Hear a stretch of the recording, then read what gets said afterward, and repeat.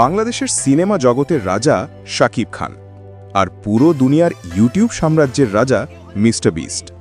একজন ঢালিউডকে একা কাঁধে ধরে রেখেছেন বছরের পর বছর, অন্যজন পুরো পৃথিবীর সামনে ভিডিও বানিয়ে বানিয়ে হয়েছেন বিলিয়নিয়ার।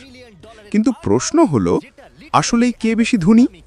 শাকিব খান কি মিস্টার বিস্টকে চ্যালেঞ্জ করতে পারেন, নাকি দুজনের ধনী হওয়ার মাপকাঠি আলাদা?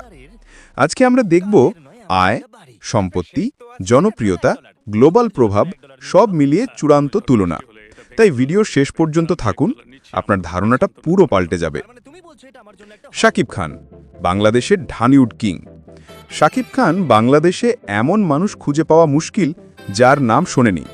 তিনি শুধু একজন অভিনেতা নন, একাই একটা ইন্ডাস্ট্রি। শাকিব খানের ক্যারিয়ারের সংক্ষিপ্ত ইতিহাস: 1999-এ ডেবিউ, 2006-এর পর থেকেই একের পর এক সুপারহিট, 25 বছরের ক্যারিয়ারে 300+ সিনেমা,